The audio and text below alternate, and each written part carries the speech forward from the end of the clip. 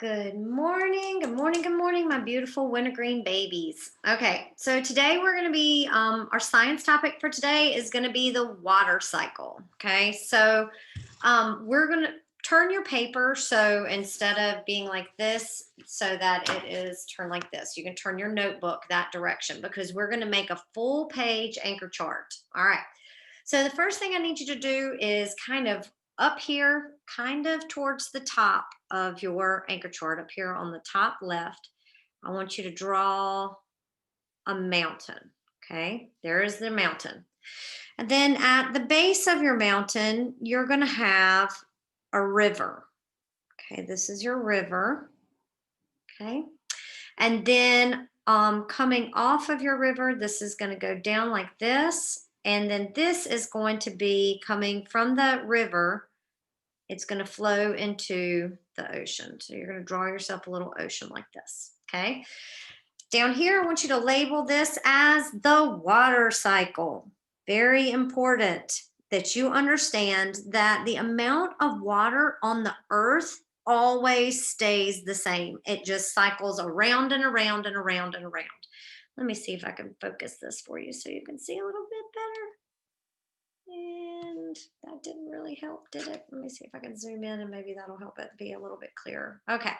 All right. So the water cycle. Let's talk about what the water cycle is. It is the process by which water moves through the earth and the atmosphere. So it's the process through which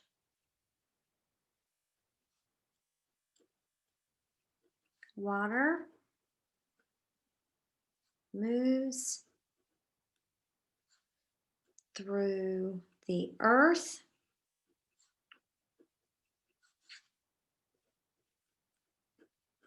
and the atmosphere. Atmosphere is just a fancy word for the air. Miss Ross, water doesn't move through the air. Yes, it does. Think about it. Water moves through the air, and you know that because when water moves through the air, that's what causes fog and rain. That is water in the air. Okay, so I got my handy dandy box of crayons from my son today, and I am going to, first off, I'm going to color this over here. This is the ocean. Okay. So I'm going to color this. I'm going to color this blue, and we don't have to spend forever doing this. Just kind of give it a quick once over so that you understand that this is the ocean over here. Okay. I'm also going to color my little river right here at the base of the mountain. I'm going to color that blue. Okay. All right. So this is the ocean. All right. Let's take some notes on the ocean. The ocean is the largest body of water on earth.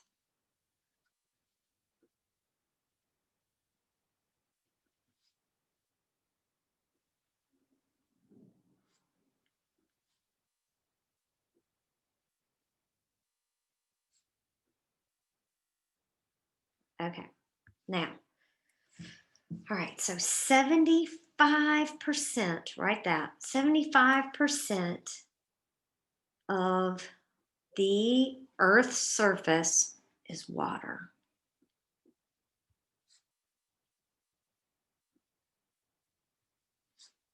Is oceans. All right, because there's more than one ocean, right? There's the Atlantic, Pacific, all of that, okay? So what you need to know is what happens here is you've got this huge body of water, and then up here in the sky, you've got the boss, and I'm calling the sun the boss because the sun powers the entire water cycle. So I'm going to write this right up here. I'm going to write sun, big capital letters, and above it, I'm going to write that it's the boss. Without the sun, the water cycle doesn't happen. Okay? The sun powers the water cycle.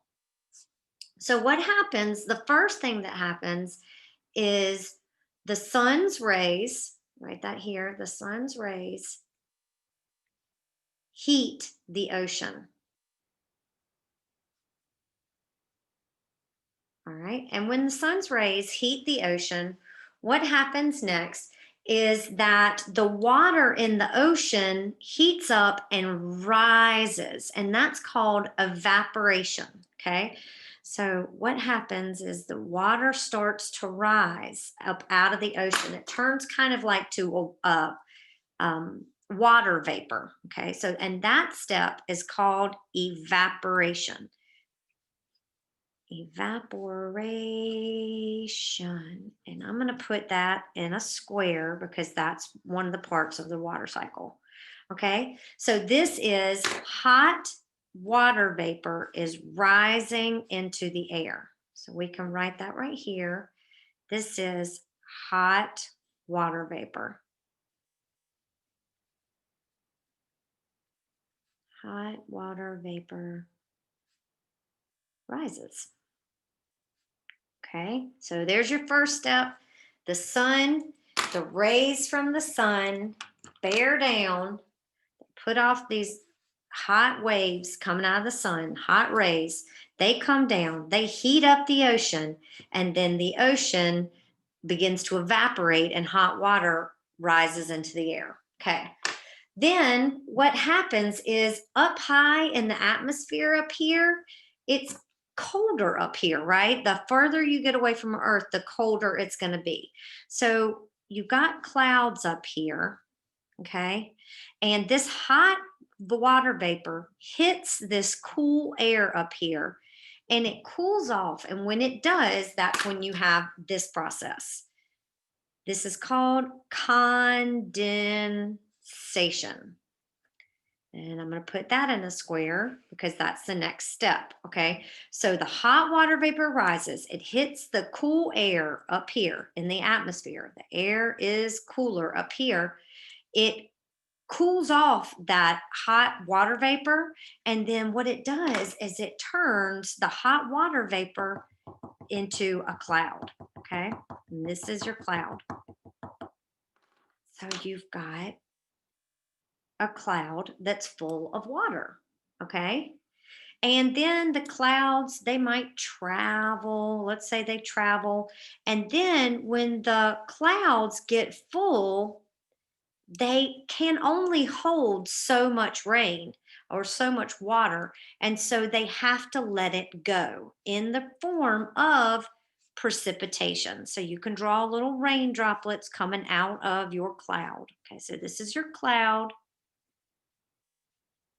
And those rain droplets fall down, and that step is called precipitation. Now, precipitation can be any type of water falling from the air. It can be snow, it can be sleet, it could be rain, it could be hail, okay, any one of those. So, out next here, next to precipitation, I want you to write rain, sleet, snow, or hail, because it could be any one of those depending on the temperature, right? If it's hot, you're going to get rain. If it's cold, you're going to get snow. And if it's in between hot and cold, you're going to get sleet and hail. Okay. So then what happens is that rain has got to go somewhere. So what it does is it runs down from higher elevations to lower elevations. And that's why I have here that the rain is running down this mountain stream and coming into the rivers, which where do the rivers flow? Back out to the sea. Okay, so this process right here is known as basically runoff or accumulation. It's when all of the water runs back out to sea. So all of that water runs back out to sea. Now, some of it is being evaporated on the way, but the majority of it makes its way back out to the sea. And so this is called runoff. Okay, and runoff is when water flows back to the ocean.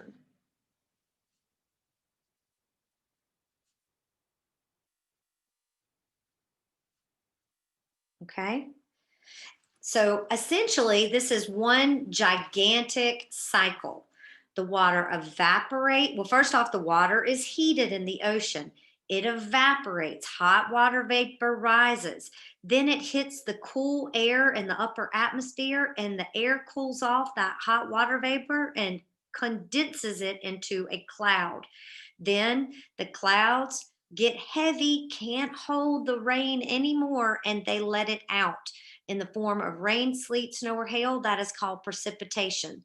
Then the rain runs down and all flows back out into the ocean again, and around and around and around and around and around it goes. Okay, so that's another thing I want you to write on here, is that the amount of water on the earth is constant. It stays the same no matter what. It just goes around and around and around and around. So one of the things that your one of the videos your teacher is going to show you, she's going to show you a video that talks about how you might actually be drinking dinosaur pee, because once upon a time, a dinosaur drank some water, and then that dinosaur had to go to the bathroom and peed out that water as urine. It all came back and eventually found its way out into the ocean and around and around and around and around. Okay, so the amount of water on the earth stays the same and has been the same forever and ever and ever. Amen. Because it doesn't go anywhere. Okay, when it evaporates into the air, it just recycles back around. That's why it's called the water cycle. Okay, so there's one more thing that we need to draw on here. I want you to draw two little palm trees right here. Okay, so this is one palm tree. This is another one. Give them the little hatchy tree trunks there, and then give them, I'm not very good at drawing palm trees, but I'll just do like this. Okay, there's one. Y'all know that Miss Ross can't draw. Here's another one. This is not a terrible effort. Okay, like this, like this. Okay, now there's one final part of the water cycle. So I'm going to color these green so that you understand that this part of the water cycle is about green plants. Now, there's another way that water evaporates into the air, and that is that the water also can come out of plants. Okay. When the plants are heated up, they release a small amount of water into the air. So the water that goes into the air comes from the ocean, it comes from rivers, but it also comes from plants. And this process right here, where the water goes from the plants, is called transpiration. Transpiration. And I like to tell my kids, I like to give them the hint that it's transplantation. Transplant. Okay, transplant. So, because you know that word transplant, and what it's doing is it's releasing the water into the air. Okay, so the 5 major parts of the water cycle is evaporation, when the ocean heats up and the hot water rises. Condensation is when that hot water vapor, when it cools off and turns into a cloud. Then precipitation is where it falls from the clouds to the ground. And that can be rain, sleet, snow, or hail. Then runoff is when all the water flows back into the ocean. And then the last process is transpiration, and that is when water is evaporated out of plants. Okay, love you guys. Make sure you get down these notes. Don't worry, your teachers are going to drill and kill you on the water cycle for the next at least 8 days. All right, love y'all. Bye.